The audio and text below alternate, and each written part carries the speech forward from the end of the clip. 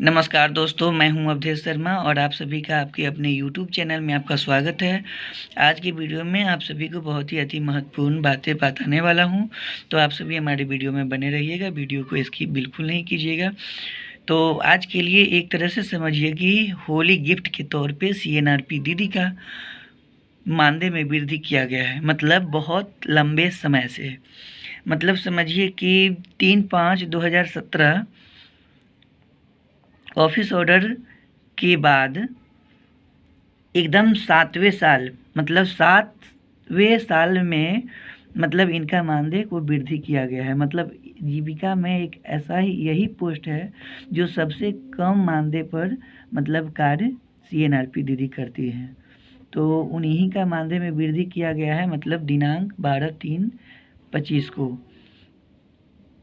तो मतलब 3/5/2017 को इसका ऑफिस ऑर्डर BRLPS-VRO-J-1088-17-419 के तहत मतलब इनको 1600 रुपये इनको मानदेय दिया जाता था।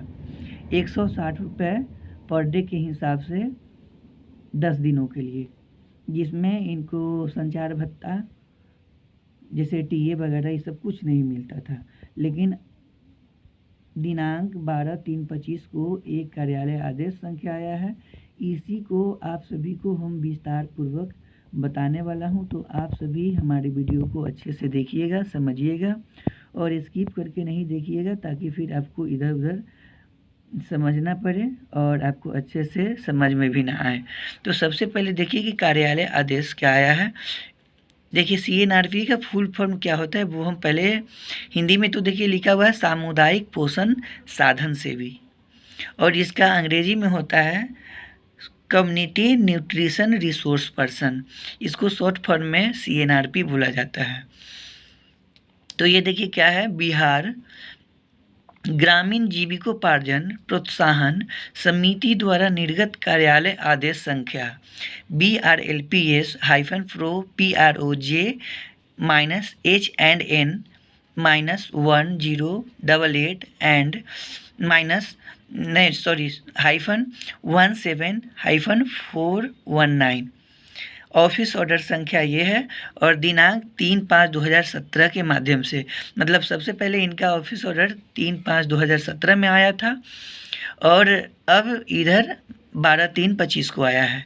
तो 3/5/2017 के माध्यम से पंचायत स्तर पर स्वास्थ्य पोषण एवं स्वच्छता से संबंधित गतिविधियों को बेहतर तरीके से क्रियान्वित करने के लिए सामुदायिक पोषण साधन सेवी यानी सीएनआरपी की सेवाएं ली जा रही थी। उक्त कार्यालय आदेश के अनुसार सीएनआरपी से माह में केवल 10 दिनों की सेवाएं वर्तमान में भी ली जा रही है। यानी जिस समय से 3/5/2017 से उनको 10 दिनों के लिए ही सेवाएं ली जा रही थी, और प्रोत्साहन राशि के रूप में इन्हें प्रतिदिन 160 रुपये की दर से कुल 1600 रुपये परियोजना से दिया जा रहा था। तो वर्तमान में कार्यों की आवश्यकता को देखते हुए इनके कार्यों में निम्नलिखित प्रावधानों के साथ मतलब वृद्धि की जा रही है। तो इसका मतलब पहले 160 रुपये से 2017 से, यानी 3/5/2017 से लेकर अभी तक इनको 1600 रुपये मतलब मिल रहा था। और अब इन मतलब उस समय 10 दिनों के लिए 160 रुपये की दर से मिल रहा था 1600 रुपये। उस समय कुछ भी नहीं था, इनको संचार भत्ता ये सब कुछ नहीं था, ना टीए था, ना एफएलडी, कुछ नहीं था। लेकिन अब इनको परियोजना में मतलब वर्तमान में कार्यों की आवश्यकता को देखते हुए इनके कार्यों में मैंने वृद्धि भी किया जा रहा है और इनका पेमेंट भी बढ़ाया जा रहा है। तो क्या वृद्धि है वो देखिए। एक में कि सीएनआरपी की प्रति माह 10 दिनों के स्थान पर इनको 20 दिन की सेवाएं ली जाएगी। मतलब पूर्व में ये 10 दिनों के लिए कार्य करती थी, अब इनको 20 दिनों की सेवाएं ली जाएगी। 2 में है सीएनआरपी को प्रति दिन 160 की दर से 20 दिनों हेतु कुल प्रोत्साहन राशि 3200 रुपये, यानी कि पहले 1600 रुपया मिलता था, अब इनको 20 दिनों के लिए मतलब प्रतिदिन का 160 रुपये ही रहेगा, लेकिन 20 दिनों को कर दिया गया है। अब इनका 3200 रुपये के रूप में परियोजना से दे होगा। थर्ड में क्या है, CNRP को प्रोत्साहन राशि के अतिरिक्त प्रतिदिन ₹50 की दर से 20 दिनों के लिए कुल राशि 1000 यात्रा व संचार भत्ता के रूप में परियोजना से दे होगा। यानी इनको पर डे 50 रुपये इनको यात्रा के लिए या संचार यानी बातचीत करने के लिए इनको संचार भत्ता के रूप में मतलब यात्रा और संचार भत्ता के रूप में इनको 1000 रुपये दिया जाएगा। 4 में है कि CNRP का पुनर्रक्षित कार्य और जिम्मेदारियां संलग्न है, मतलब इनका कार्य क्या है और इनका जिम्मेदारियां क्या है वो आप सभी को हम बताते हैं। तो ऐसे हम बताते हैं कि पूर्व में जो ये कार्य कर रही थी तो सबसे पहले कि 10 ग्राम संगठन पर एक CNRP का बहाली होता था, तो उनको 10 ग्राम संगठन में जाना पड़ता था। अगर कभी ताकि ग्राम संगठन में अगर नहीं गए तो फिर उनको समूह के दीदियों के घर जो गर्भवती और धात्री महिलाएं हैं उनके घर पे जाती थी। अन्नप्राशन से संबंधित, स्वास्थ्य से संबंधित और स्वच्छता और खान पान से संबंधित उनको समूह के दीदियों को जानकारी देना होता था। लेकिन अभी क्या है वो आपको बताते हैं। क्या है, उपरोक्त प्रावधान अप्रैल 2025 से अगले आदेश तक रहेंगे और प्रासंगिक कार्यालय आदेश के शेष प्रावधान यथावत लागू रहेंगे। और ये जैसे देखिए ये प्रावधान अप्रैल 2025 से अब जब तक आदेश नहीं आता है तब तक ये प्रावधान ही लागू रहेगा। और यहाँ मुख्य कार्यपालक पदाधिकारी के आदेशानुसार अपोलो पूर्ति जिला परियोजना प्रबंधक स्वास्थ्य एवं पोषण जीविका जो है उनका हस्ताक्षर है।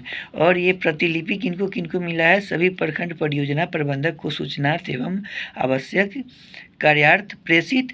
उसके बाद है कि सभी प्रबंधक स्वास्थ्य एवं पोषण एवं प्रबंधक वित्त को सूचनार्थ एवं आवश्यक कार्यार्थ प्रेषित। थर्ड में है कि सभी जिला परियोजना संबंध को सूचना एवं स्वास्थ्य कार्यार्थ प्रेषित। उसके बाद है 4 में है सभी राज्य स्तरीय पदाधिकारियों को सूचनार्थ प्रेषित। 5 में IT अनुभाग एवं संबंधित संचिका। चलिए तो अब हम बताने वाले हैं, एक बार आपको शुरू से अंत तक का बताते हैं, आप लोग देख लीजिए ताकि आपको कहीं पढ़ने में दिक्कत ना हो। अब हम CNRP दीदी का क्या कार्य है उससे संबंधित आप सभी को बताने वाला है। तो यहाँ देखिए CNRP का पुनर्रक्षित मासिक कार्य और जिम्मेदारियाँ क्या है वो बताए हैं। क्रम संख्या, कार्य की श्रेणी, इकाई और कुल भ्रमण कार्य। तो 1 में क्या है, प्रत्येक VO से कम एक गर्भवती महिला के घर गृह भ्रमण, यानी जितने भी ग्राम संगठन है उनके एक गर्भवती महिला के घर उनको गृह भ्रमण करना है, यानी प्रति ग्राम संगठन यानी 10 इनका गृह भ्रमण हो जाएगा। उसके बाद है कि प्रत्येक VO से 2 बच्चे वाले घर में आहार विविधता पर गृह भ्रमण लाल और पीले श्रेणी। जो VO है उसमें 2 बच्चे वाले घर में आहार विविधता पर गृह भ्रमण करना है 2 प्रति VO। कुल मासिक गृह भ्रमण कार्य 20। उसके बाद 3 में है बच्चों का वृद्धि निगरानी हेतु 3 आंगनबाड़ी केंद्र पर भ्रमण 3A AWC यानी 3। उसके बाद 4 में गर्भवती महिला का प्रसव पूर्व जांच हेतु 3 VHSND सत्र पर भ्रमण करना है 3AWC यानी 3। उसके बाद 5 में है कि 10 SJY घरों का भ्रमण, यानी 10 SJY घर का यानी 10।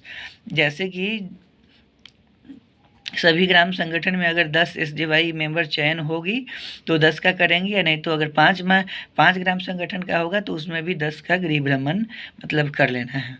उसके बाद है नवजात, जन्म से 30 दिन के बच्चे के घर 2 बार भ्रमण 7वें और 14वें दिन मतलब करना है 10 नवजात को, तो 10 का हो जाएगा। यहाँ कुल मासिक भ्रमण कितना हो जाएगा 20। उसके बाद है 7 में है कम से कम 5 VO के एक समूह की साप्ताहिक बैठक में भाग लेना है, यानी जैसे कि 5 VO पहले मतलब 10 वीओ था, अब इसमें बता रहा है कि कम से कम 5 वीओ के एक समूह की साप्ताहिक बैठक में। जैसे वीओ का जो 5 एसएचजी है, वीओ से जुड़े 5 एसएचजी है, तो उसके एसएचजी में भी 5 में शामिल होना है। फिर 8 में है कि कम से कम 5 वीओ के मासिक बैठक में भी भाग लेना है, यानी वीओ की अगर बैठक है तो 5 में भी भाग लेना है। तो कुल इनका अनुमानित मासिक भ्रमण कार्य मतलब हो जाता है 76। तो आप लोग समझ गए कि मतलब इनको कार्यों की श्रेणी क्या है। उसके बाद नोट में क्या है कि एक में विभिन्न श्रेणी के 3 से 4 गतिविधियों के संपादन को एक कार्य दिवस के समतुल्य समझा जाएगा। 2 में प्रत्येक माह सीएनआरपी को कम से कम 65 से 70 गतिविधियों संपादित करनी होगी। जैसे 76 है, उसमें से कम 65 से 70 कार्यों पर मतलब उनको ध्यान देना है। आवश्यकता गतिविधियों की संख्या इससे अधिक भी हो सकती है। उसके बाद 3 में है सीएनआरपी प्रत्येक माह के प्रारंभ में अग्रिम कार्य योजना एवं अंत में अपने कार्यों को मासिक कार्य प्रतिवेदन एसएनएस ऐप प्रावधान की स्थिति के माध्यम से संधारित करेगी। जैसे कि इनका जो कार्य है, ये जो कार्य करेंगे उसका अग्रिम योजना ये पहले ही तैयार करके देंगे और उसी के तहत कार्य करेंगी और उसका ऐप पर प्रावधान मतलब संधारित भी करना है, ऐड करना है। उसके बाद है 4 में बीपीए एवं संकुल संघ अनुलग्नक क और वर्णित कार्यों के अनुरुक्त कार्य सीएनआरपी को निर्देश करते हैं। उसके अलावा जो बीपीआई उनको अगर कभी कुछ बोल रहा है या ग्राम संगठन सीएलएफ जो बोल रहा है उस पर भी उनको ध्यान देना है। तो चलिए हम वीडियो को इतना ही पर समाप्त करते हैं। आप सभी को अगर समझ में आया होगा या नहीं समझ में आया होगा आप कमेंट करके बताइएगा, और आप सभी बताइए कि हमारा वीडियो कैसा लगा। अगर अच्छा लगा हो तो लाइक कीजिएगा, कमेंट कीजिएगा और चैनल को सब्सक्राइब कीजिएगा और वीडियो को शेयर कीजिएगा। तो आप सभी का हमारे वीडियो में बने रहने के लिए आप सभी का बहुत बहुत धन्यवाद। सभी को एक साथ बाय बाय।